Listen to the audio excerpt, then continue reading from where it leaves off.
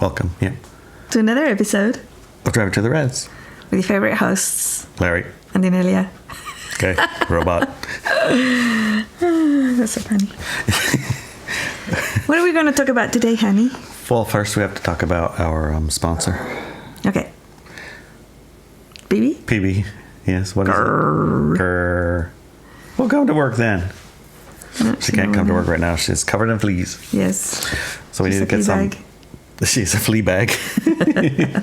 She needs a few drops of essential oils, some little things, maybe a bath and a brushing. That's all she got. That's all she needs. Again. Maybe every day. No, every day, that's maybe. bad for them. Apparently. Brushes? No. Okay. Baths and those. I mean, we can put more oils on her. Okay. Back to our sponsor, honey. Oh, not PB? No, she's our distraction? High frequency distraction. Okay. Yes. Go ahead, honey. That's what I just said. Go ahead, honey. What we're going to talk about today is an article.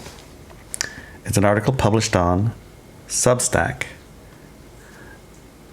We'll read it, but of course, when we read it, we get all kinds of distractions? Not distractions, but expansions. Yeah. Yes. Little expansions along the way. Yes, indeed. So it can tend to if you want the core. 2-minute core, 3-minute core read, just go there and read it. Read it to yourself. If you want to have our experience and our journey of it, listen to this. Yes. If you want to do both, that's even better. I think the optimum would be to do listen. both. Yeah, read it and listen to us chat about it. And if you really want to get into it, you really want it, then you do the Substack. Subscribe Star. And then we'll talk about it for 2 more hours with Ilya and Adelina. Oh, well, formerly 1 hour, right? Well, it's somewhere around an hour-ish or better. Yes, indeed. Okay. Back to what I was thinking of saying. Yes. So, you read it on Substack. Yes. Gosh, it's so hard to get these words right.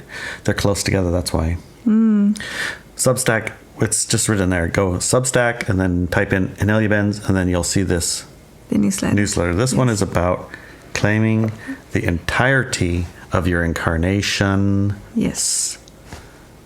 Incarnations? S or A? Incarnation. No. Incarnation. And claiming the entirety of your incarnation. So we're going to talk about it. We're going to read a little bit of it and expand on it. And then we're going to talk with Ilya and Adelina for probably an hour and maybe a little more about their experience of reading it and hearing it and the questions that come up for them. And that's the second part of the podcast. And that's the second part of the podcast. And that's where the patrons of the light show up. Yeah, that's where the patrons of the light get that as a bonus. Yes. Okay, and that's at Subscribe Star. Yes, that's at Subscribe Star. You go to Subscribe Star, type in Inelia Benz or Drive Into the Res, and you'll find it. Right. Okay. Thank you to our sponsors. Let's begin. All right. Shall I start reading the first paragraph? Maybe? Yeah, go for it. So before I start reading, just to let everybody know that Larry and I love to listen to podcasts. We do. And our favorite podcasts are individuals who bring in really interesting people to talk about some things that we wouldn't normally think about. And we just love that because it's literally the expansion of awareness that we've been talking about all this time. As you listen to other people and their viewpoints, you can expand your own awareness because you go into areas of research and things or ideas or belief systems that you hadn't even maybe considered before. Thought that even existed. Right. It scratches into the unknown unknowns. Yes. Yeah. That didn't know I didn't even know. Right. So one of these that fascinated us, or me at least. You mostly. Me mostly. Was one interview by Crow777. He interviewed a guy called Kurt Kallenbach. And I found the interview quite hard because Kallenbach is really into the victim-aggressor paradigm, embedded in it really hard. But basically 8 billion people are the victim of this. Yes. All of them. All That's of them. everyone. Everyone, yeah. So for me, that's tough to listen to because I know it's not true, right? But he had some really interesting concepts and insights and ideas peppered within that victim-aggressor paradigm, like narrative. And so it's like, it was one of those things like, you know, you can see it, but you can't stop listening because there's something there. It's like there's something there. I'm not sure what it is. I know it's not this. Yes. But there is something here. Yeah, what is it going to be? Well, you found it. You spotted it. Yes. Well, at least one of them, because it talks about so much stuff. But I think I got one of them. One of the most impactful things I've ever experienced driving the car listening to a podcast. And it was after I pushed stop. Yes, you pushed stop and I said, hey, Larry. Hey, Larry. Okay, so let me read a little bit. Okay. Larry and I were listening to Crow 777's podcast as he interviewed Kurt Kallenbach. Kurt is a man who claims that the institutional routine of cutting the baby's cord as soon as it's born, recording the baby's birth as its first day of existence, and then discarding or doing who knows what with the cord and placenta takes away our divine rights as a human person. Kurt and Crow 777 talked about how in South Korea, traditional age counting customs considers every person 1 year old at birth and adds another year when the calendar hits January 1st, meaning a child born on December 1st could turn 2 the next day, and how this way of counting age was a more natural and an empowering one. I mean, the first thing that we both talked about when that bit was talked about in the interview, at least the way that I saw it was, well, I wouldn't think that North or even South Korea were, you know, bastions of liberty and sovereignty and a healthy environment. Divine existence and somehow better. Better than the United States, right? Or anywhere. Or anywhere else, yeah. It's still a capitalist country, still, you know, power over others, it's still all those things. So that was the first kind of question mark I would put into the whole thing. How an external force considers you, how old they consider you. I thought it was interesting too because I have a background in communication and I did study marketing within that degree. One of the things that I found interesting was how they were pushing the agenda by telling everybody now that they were 2 years younger, right? Yeah. And like, somebody said, I was going to turn 30 and I was really worried about it. This lady said, and now I'm 27 and it's great. I'm not going to be 30 for another 2 years. Yes. So it's like they're pushing it through that agenda. And I thought that was interesting. And the whole marketing campaign that the government is doing. And also the fact that they're changing it with regards to certain things, but other things such as when they can conscript you to the army and things like that, they haven't changed it. So it's like, oh, I see. So for the army, you're still 2 years older, so they can be conscripted really young. But for general decision making and sovereignty, yeah, you're 2 years younger. Tricky. Yeah, so anyways, that was the first bit that we looked at. Yeah, you know, it was a bit of intriguing. It's like, wow, yeah, that's an interesting concept to start your life at conception instead of start your life at birth officially, as in how old you are. That was an interesting thing to think about. Yeah. His logic and theories were too far even for me, I have to say. It did get too far even for you. Yes, it did. It got a little bit too far for me. But for some reason, what he was saying, the energy behind what he was saying was resonant. There was something there. I can't put my finger on it because of his words. Yes. But there is something there because when I just said, oh, let's just start counting from there instead of here, that makes a lot of sense. Yeah. Because that's also your life part, right? Okay. But there's something else. And then you get into the whole thing about women's rights and abortions and rights to I don't really want to choose life and all that stuff, right? Which is all victim-aggressor again, right? So the birth thing and when did you start your life, all of that is wrapped up in victim-aggressor. Take you out if she wants to before you're born or not. Yeah, it's all wrapped up in victim-aggressor stuff. It's just yeah. So you don't even want to talk about it. It's almost like you're repulsed from talking about it, or you become very, very, very, very extremely righteous about one or the other, which means you also can't see it very clearly. Exactly. So you miss the point of the whole thing, right? So step away from the righteous just for a minute. Let's just think about these things. Yeah. In other words, it felt like he was paranoid and assigning blame and intent for these actions that did not belong together, but the picture at the end made sense. Kind of sense. Yeah. Yes. So he went all over the place, but the end conclusion made sense, which was really strange. Right. There is something around our birth that is a disempowering action. Yeah. That not through any victim, anything or other, but there's something about birth that we have disempowered ourselves around. Yes, indeed. That's started to be the kernel of what we were starting to see, right? Yeah. There's a kernel there. Yeah. I don't know enough about Kurt Kallenbach to talk about him as a person or even comment on most of the stuff he said in that interview, as the majority was a deep dive into the victim-aggressor paradigms that made us all powerless and helpless. I found his insights fascinating because they were out there into the stratosphere of what we might call normal. And whenever I come across a person like that, I take it as an opportunity to expand my awareness into something that might prove to be interesting. Right? Because it's like I was sitting there wondering, why are we still listening to this? And she's like, wait a minute, 1 minute. Just leave it a minute. Wait, where's he going to go with this? Yeah. We're like, I've already heard this 17 times. Yeah, he did say it a lot of times. Yeah. Most of his talk was about how energetically and symbolically, and maybe legally, unsure about that bit. I'm unsure. He took back those 9 months of life from conception to birth, and that had been taken away from him. Right? Another one of these kernels in there. He claimed back his incarnation from the moment of conception. According to him, those 9 months of life had been taken away by severing the umbilical cord before the placenta was born and had given all its energy to the baby. Right, that energy was stolen. Right. And then registering his existence from the moment of birth, not conception.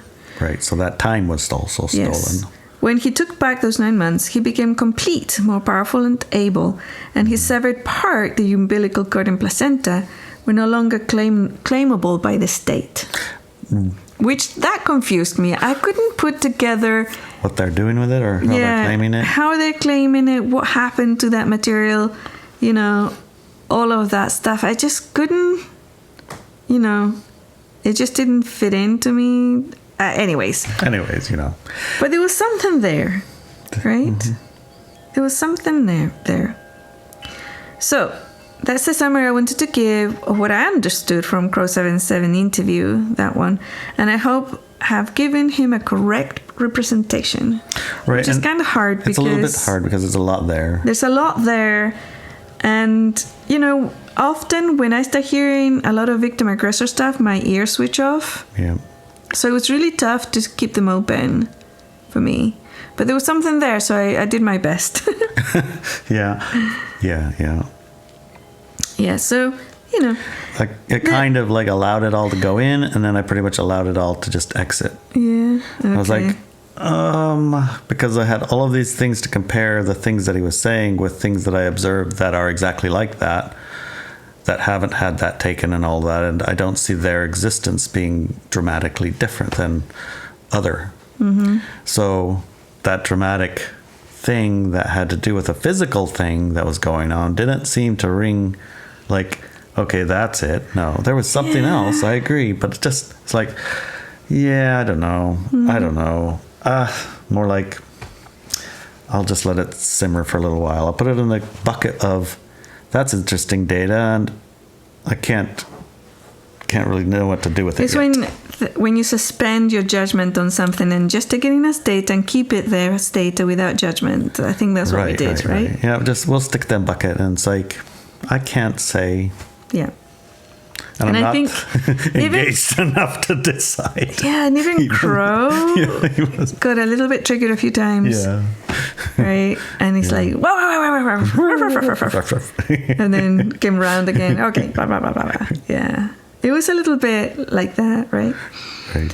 The reason I want to give him a correct representation and also bring him to our collective awareness is because there is something inherently true about the denial of existence before birth causing a lack of sovereignty and power. Okay? There's something around that. There was. Yeah. How do I know this?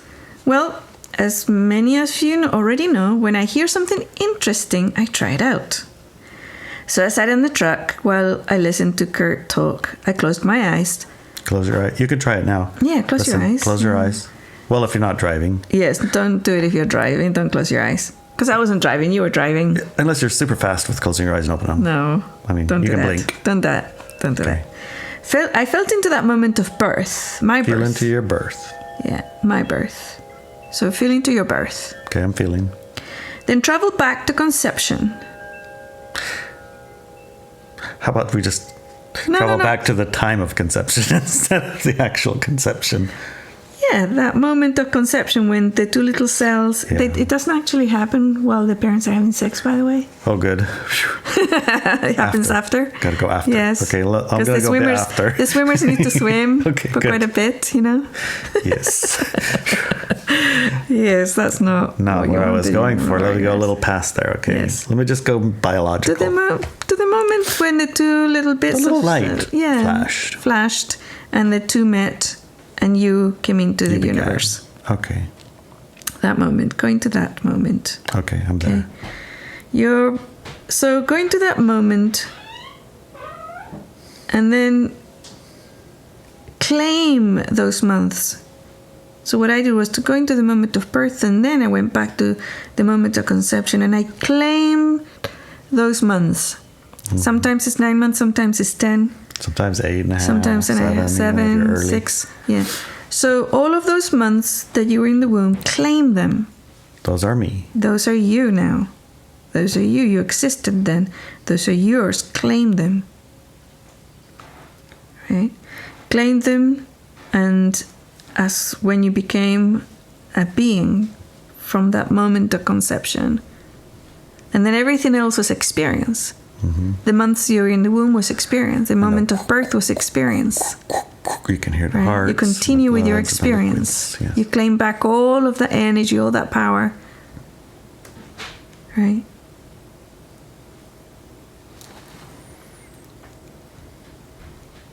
And for me, that change in my field, the power and energy was instant.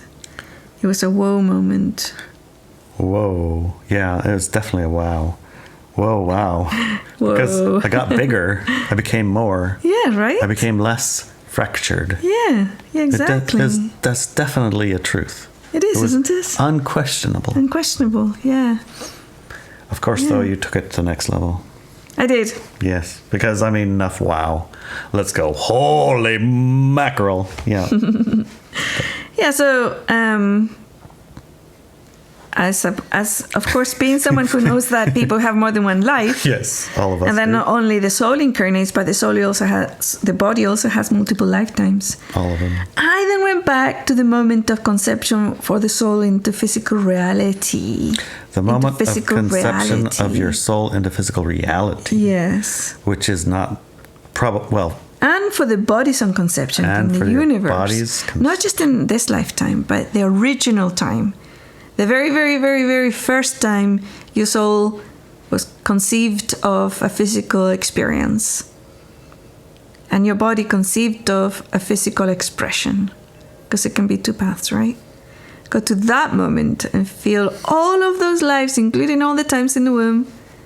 All of those lives. All of them. And then the in-between lives, right? All of it. Just imagine and have feeling to all of them. And see that all of them are you. All of those are you. You are all of those. And you contain all the knowledge and wisdom, energies, experiences, power that you have gathered and seen and perceived and experienced throughout all of those lifetimes. All of them. How does that feel? Well, it feels like I'm reaching and reaching and reaching and I can't find the ends. Yeah. It feels like that's so vast, that's unreachable. it's like a Grand Canyon. It's just a jump too far. Like, I could take back 5 or 10 incarnation chunks. I can't think of them in my body way. And I have a hard time with my soul way, conceiving of this as incarnation, because it feels like one long something forever that has no start. So the process for me individually more comes in chunks of centuries or chunks of epochs. I could go a few epochs, but I can't go past my conception of life experience, right? But it's so vast that it's laugh. It makes you gag. It makes you giggle. Right. Like, what? How about for you? Because your experience of it, I'm certain slightly is different because you do have that conceptions. Yeah. So from the perspective of soul, it happened 58 years ago. Right. Right. The moment of the soul entering the cells that had become a being, right? The expression of a physical body elemental, that moment in time space in my mother's womb. Actually, I think it was in the tube. And it was in the tube. And then traveled down into the womb. So for me as a soul, that's as far as it goes, right? But even from that moment, it's extremely empowering to me as a soul. When I tapped into the physical body, that just blew me away. Because the first conception of physical body elemental experience, like you said, is so far back in linear time that it's almost inconceivable to imagine, right? But I'm using these words, conception and inconceivable, conceivable, on purpose, and I don't know if you noticed it, but that is the nature of reality. It's a conception. You conceive of it.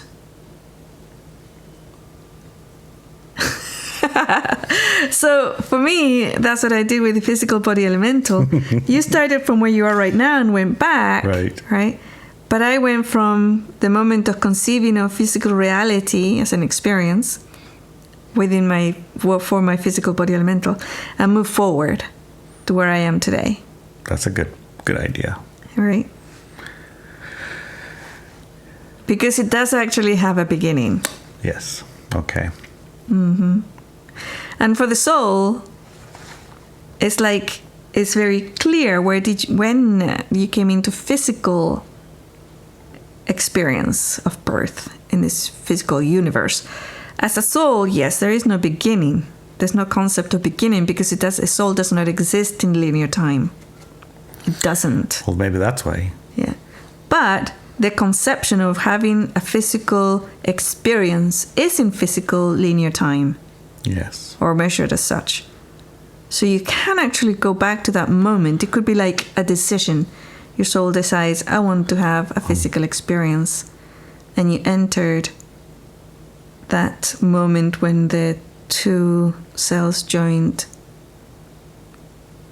Right? Yeah, I can see that. Back. Billions of years ago. Right? Boom. And now you claim from that moment to now as you. Complete. Your eyes are going Google-eyed. Yeah. What happened? It's a lot. It's a lot, isn't it? Right, it is a lot, yeah. The only way that I could conceive of it was existing in a crystalline lattice work that looked like neurons in a sense. Like lights, colors, and the crystalline form in a planetary matrix type of a thing. It just felt like that would be the first chance to have a physical experience.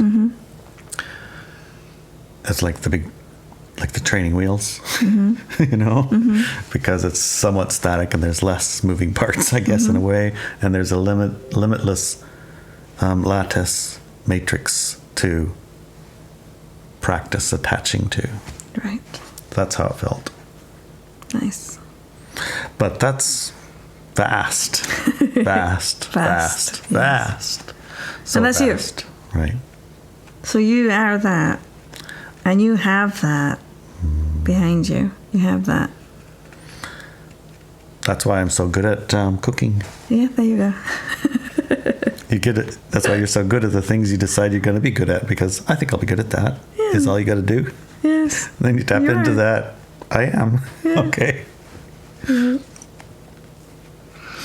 It's Well, pretty good. yeah. I mean, this exercise is extraordinary, It is. right? And thank you, Crow and Kurt. for conceiving, birthing this idea Into the human collective. Indeed. Generating the spark that Yes. brought it to be talked of. Yes. Right? Yeah. Brilliant. I was blown away. I was blown away, and I was driving.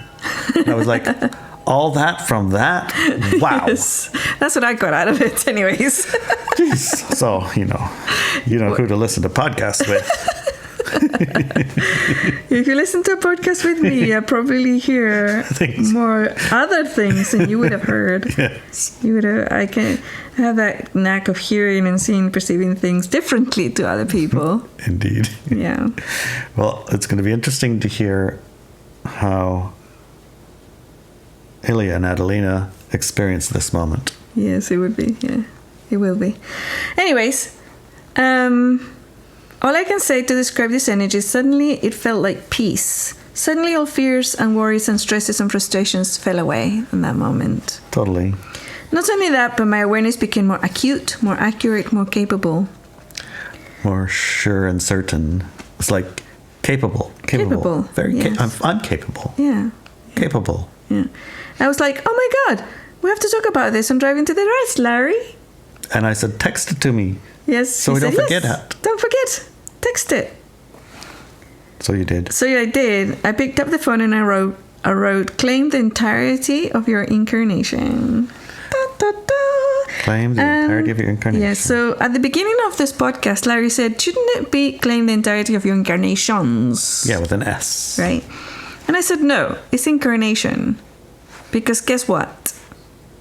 I'm guessing it is an incarnation in multiple forms. Yes.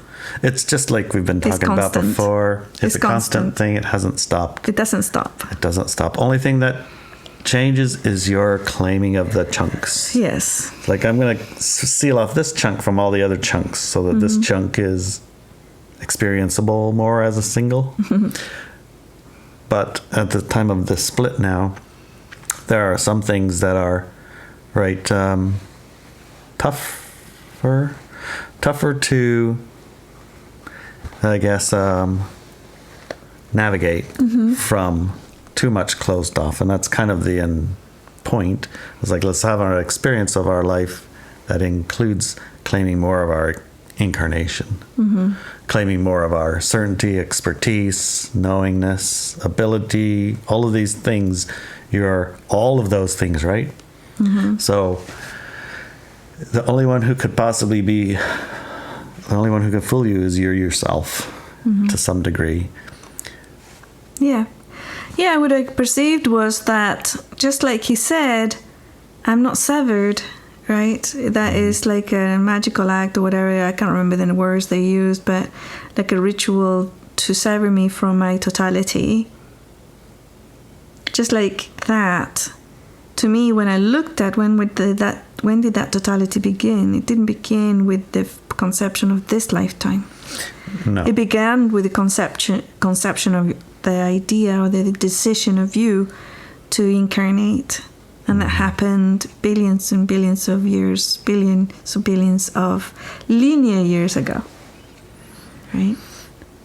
And then the entirety of who you are is complete. It's not fractured into different incarnations. Right.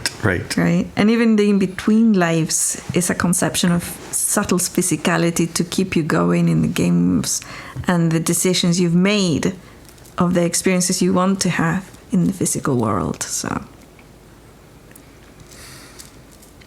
what? Very nice.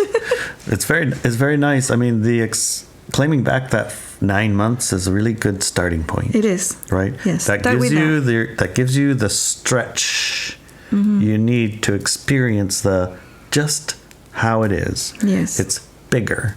And all the other exercise is really an expansion of that, right? Yeah. So the little one is a good stretch, good Yes. start, and then stretch it, and then stretch it, and then stretch it. Yes. You could claim 5, 10, 100 lives. You could claim 1 billion years, or 1 million years, or 1,000 years, or even a couple hundred years. Yeah. Just stretch. See how far you can get.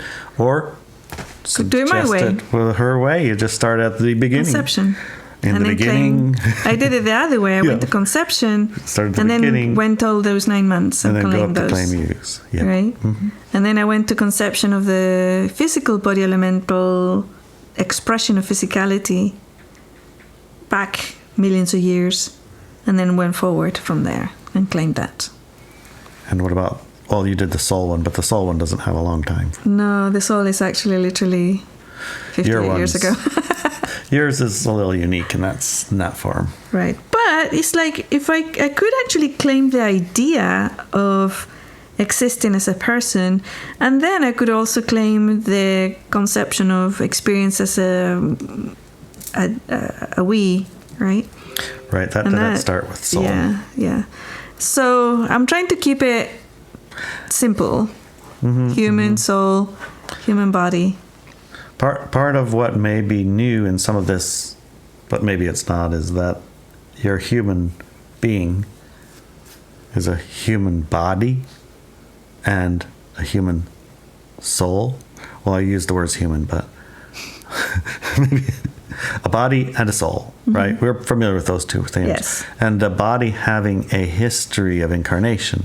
Yes. And the soul having a history sometimes with that body and sometimes not with that body. Right. Those concepts are a stretch for some. Right. But the definition we're using for a human being is a body elemental with a history and a soul, human soul, connected as a being. That's a human being. Yes. Okay. Yeah.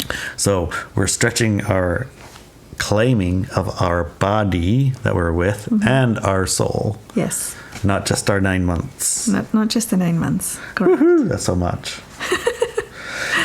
All right, let's see what Inelia and Adelina come up with this. Yeah, This is that'll be interesting to see. Excited. Okay. Love you, honey. Love you.